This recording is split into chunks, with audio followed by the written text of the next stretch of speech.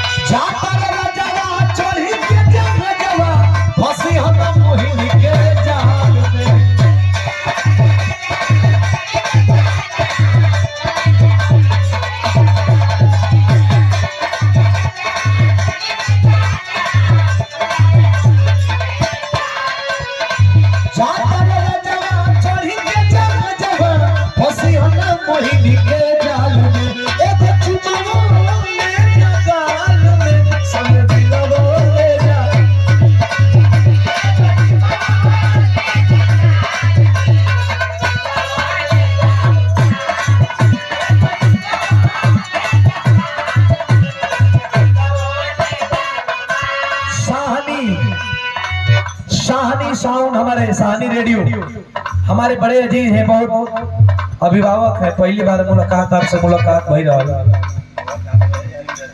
नहीं यार,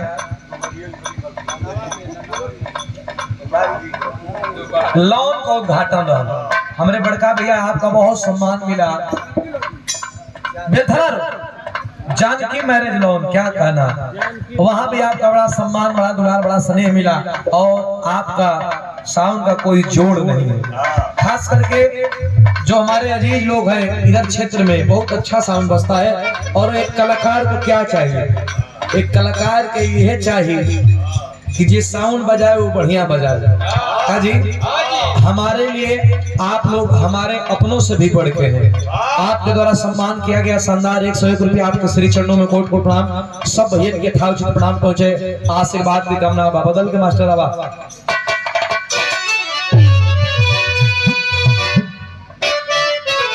और ये हमारे अरविंद भैया के फरमाइश रहा। कैसे मास्टर?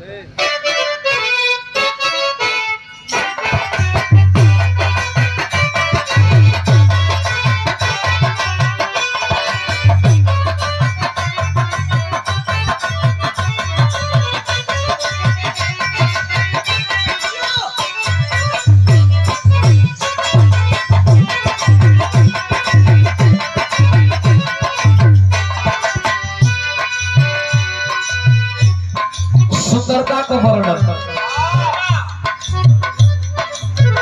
होया जे के मुआ दिले बारी ठीक कइले बाली रुख से पर्दा हटा दिल बारी होया जे अच्छा कभी दिन बुझाता होया जे अच्छा कभी दिन बुझाता अरे भोरा ही मुस्कुरा दे बारी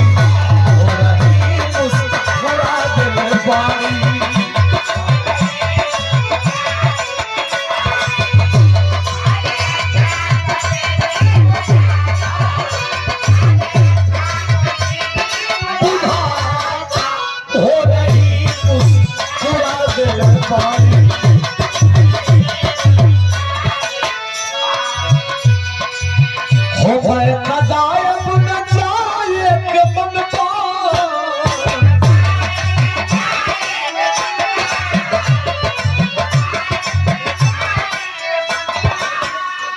इस भाव पे हमारे आदरणीय अरविंद प्रधान जी वाह सिकंदरापुर बलिया से पुरस्कार सम्मान पुनः दिले बनी आपके श्री चरणों में कोट कोट प्रणाम। ये आपका फरमाइश बा मैं कदा मतलब बच्ची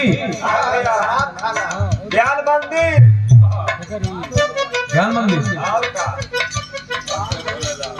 और आपका तो ज्ञान मंदिर होइबा करी मैं कदा अपना चाहे के मन बा हो मैं कदा अपना चाहे के मन बा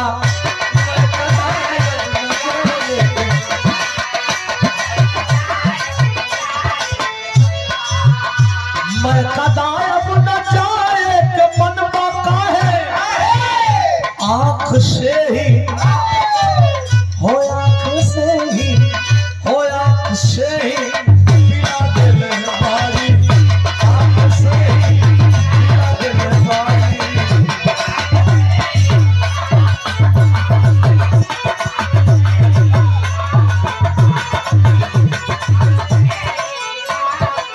ए आदिला में मुदिन लोग दीवाना कहे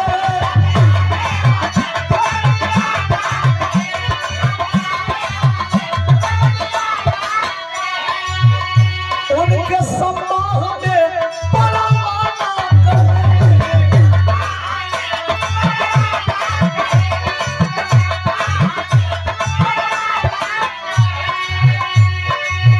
हो उनके सम्मान में परवाना करे लगवले रही जिंदगी में मगर हो लगवले रही जिंदगी में मगर लब के लौटरी पे लुटा गई हो लगवले रही जिंदगी में मगर लब के लौटरी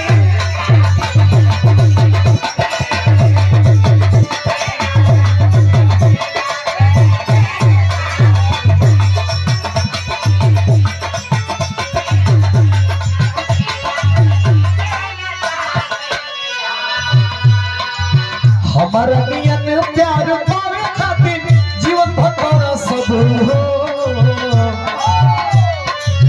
हमारा नियन प्यार पावे खातिर जीवन भर सब हो एक बात